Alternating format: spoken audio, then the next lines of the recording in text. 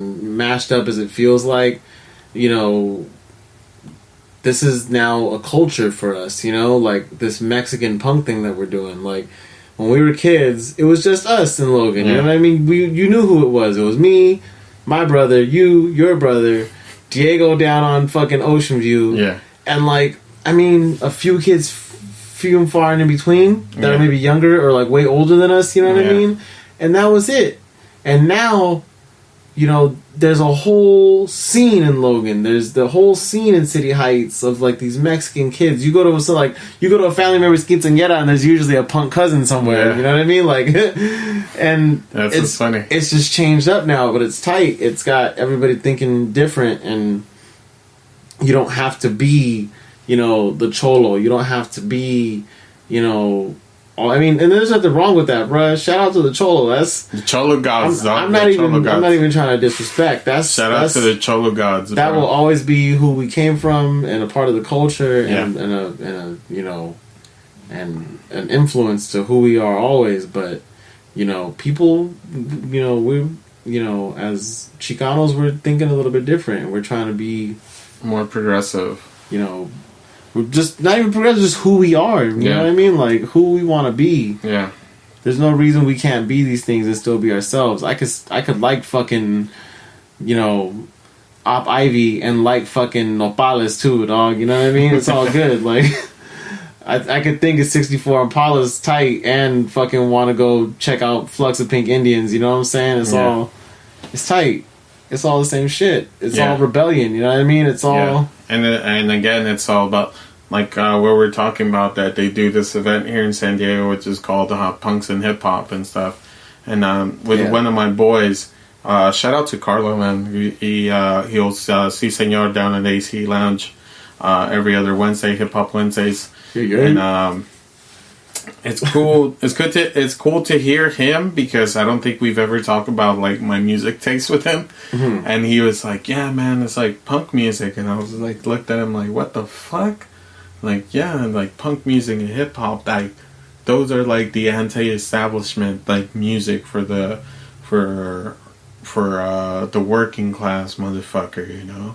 And I was just like, yeah, like it is true, man. Like, because I feel working class, we don't discriminate on what color, what part of the city you live on, with anything, dude. We're all in the same motherfucking struggle, and we're all fucking buying to do the same shit, you know.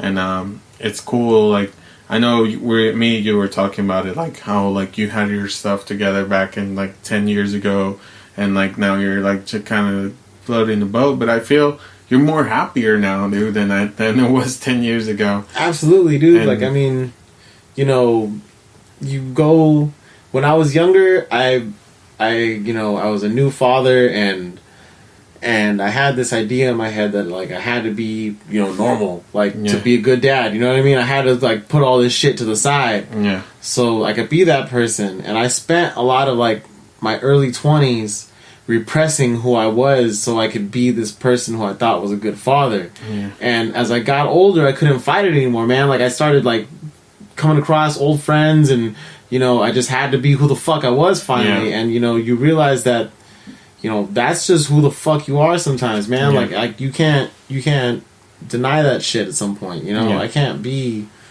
you know, anything other than who the fuck I am right now. Yeah. That's, you know, that's me. That's, you know... Sometimes I go to fucking family parties and this and that, man, and I'm still just the old punk rock cousin. And it's, you know, it's funny sometimes, like, everyone will be like, "Oh, this is what you're still doing, fool? Alright," like... But it's so cool. But it's just who I am, bro. Like, and you know, I don't have no shame in it anymore, you know what I mean? This is just who I am. So my kids might know who I am, like... Yeah. I wear band t-shirts and long cholo socks, dog. I mean, you figure it out. I don't know.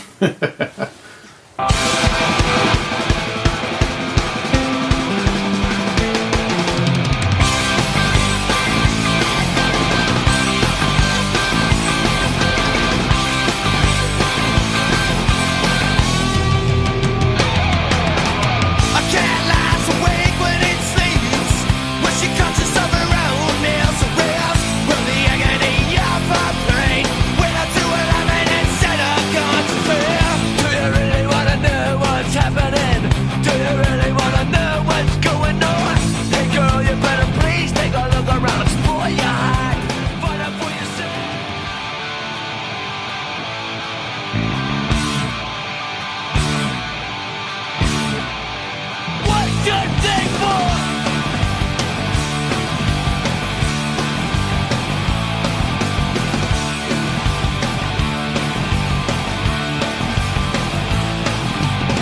I saw a man on a string, raising a daughter of a son.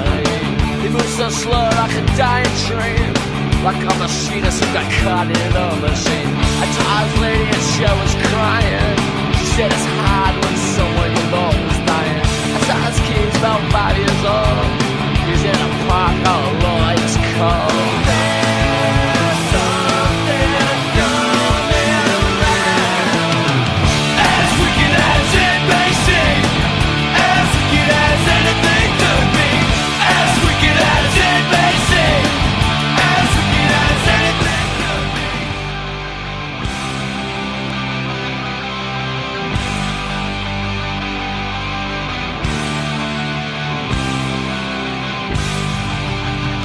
I feel at the prom that I promised you, that it's coming as I can't tell. Times are going to change a step aside. It's all for you that took you by surprise. The sun's coming up, yeah, new dawn arrives. A generation standing stand with anger in their eyes. No love in the city, cause there's no connection. Stricken by disease, a racial infection. I'm a battery man, coming through you. In every alleyway, on every avenue.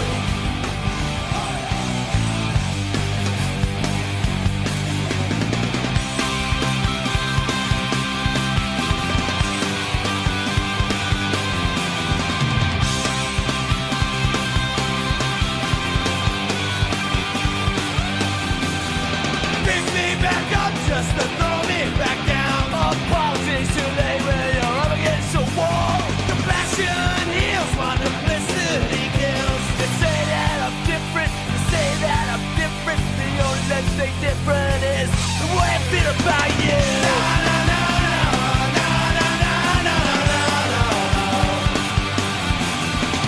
Na, na, na, na, na, na, na, na, na, na.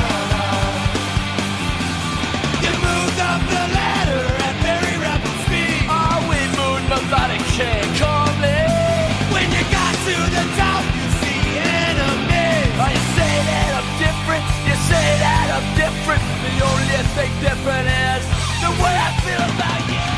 You didn't see it coming until it's too late. He had a bad feeling, can't hesitate. And at the end of the day, he was so tired and he looked at television and who's a fucking liar. He hates society and thinks it's too big. He dreams about killing a man with his ring, and he knew what was happening a few years ago. And he's the first on the case and there's a murder to shoot.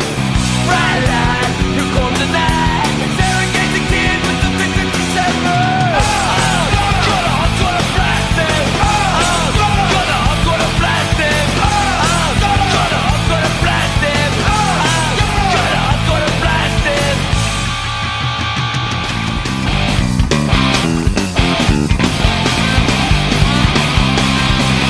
Go!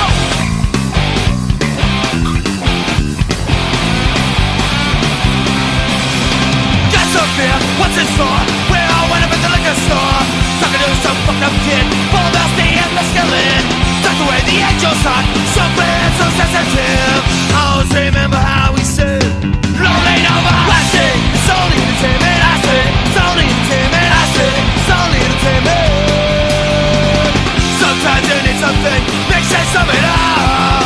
I'm walking through the college on the path of knowledge. I see the spray paint, just ran on the brick wall. Always remember how we said, rolling over. I said, it's only entertainment. I said, it's only. And we're back. And we're back after you heard that extensive quick review on And now come the wolves. so overall, what do you think about this album? Go ahead, Adrian. Take To it. be brutally honest, at the end, it kind of loses you a little bit. Yeah. I mean, there's a lot of solid tracks here where, like, when you see them live, they're going to be, you know, the ones you're going to want to hear for sure. There is a lot of stuff that gets lost in the shuffle for sure. But generally, Rancid albums tend to be pretty long.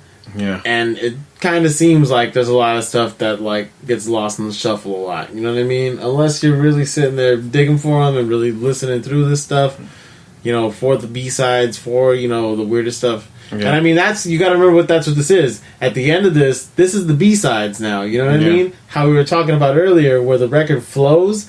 You're listening to the B-sides, which at one point in time was a thing. If I'm not mistaken, the B-side starts with Old Friend on the album. Like, you know what I mean? So, like, it starts there and kind of starts to go into obscurity towards the end. You know what I mean? Like a burning fire. Like, the fire is, like, super lit in the beginning. And it's, like, slowly dying. It definitely peaks if you're listening to it and you're eating a bunch of magic mushrooms. Definitely by the end of side one, you're like, wow, this is a lot. And then by the end of it, you're like, okay, I'm ready to go to bed and not trip so hard. It's a good ride, dude. But you know what I mean? It mellows out towards the end, and you get a lot of cool, But that's how Let's Go is too. You know what I mean? When you get to like track 19 and 20, there's a lot of weird. Matt Freeman starts singing a bunch towards the end of it. You know what I mean? Like, you get a bunch of cool B-sides and. But there's gold in there if you're into it. If you're a Rancid fan, it's tight. Yeah.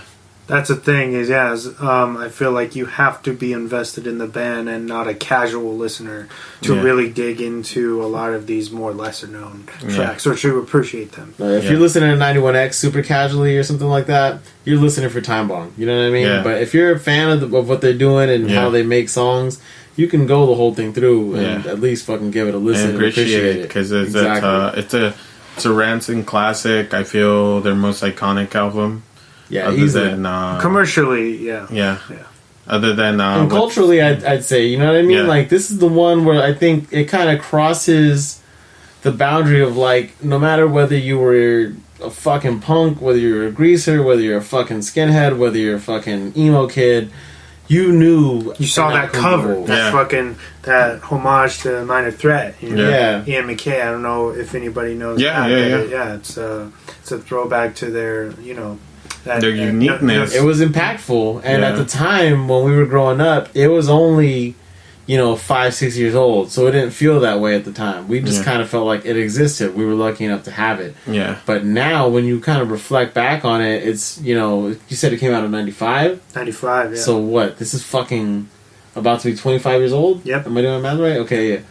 So, I mean, have a quarter century now with fucking Out Come the Wolves, and you can still throw on Time Bomb tomorrow. We can go DJ a fucking show at some fucking bullshit bar tomorrow, throw on Time Bomb, and motherfuckers are gonna start dancing a little bit. You know what I mean? Like, you can do that still. Like, those songs are timeless. And not just that, but to have Rancid still putting out new material it's just incredible. And playing, and I just saw them, was it a couple years ago for It's Not Dead Fest 2, I think. They played, they co-headlined with Dropkick Murphys, and that was my second time seeing them, and they killed it. They're like transitioning it song after song. Was that the one at Petco Park? No breaks. No, but you went to that one. I did go to that one, yes. That was like the big festival in San Bernardino. Rad. Rancid's always great. They're a band that they're timeless, and I think it pays to really see them live. Yeah. Like, their studio time doesn't really do them justice. Like, when you see them, their live performance, how they are, their fucking stage presence, it's infectious. You know what I mean? I saw them for the first time in Las Vegas, Punk Rock Bowling 2013 for the very first time. Oh, wow. And they played I Want to Ride. They played every fucking thing that I could have wanted to hear that night. And other than that, it was like I got stranded. Fucking, it was a really crazy situation there. But Rancid was like the highlight. Vegas, of man. It is Vegas. I've been fortunate enough to see Rancid a good handful of times. I got to see him when I was young, at Warped Tour plenty of times, and then when I got a little bit older, I remember they played like a 3-show like weekender at the House of Blues like 2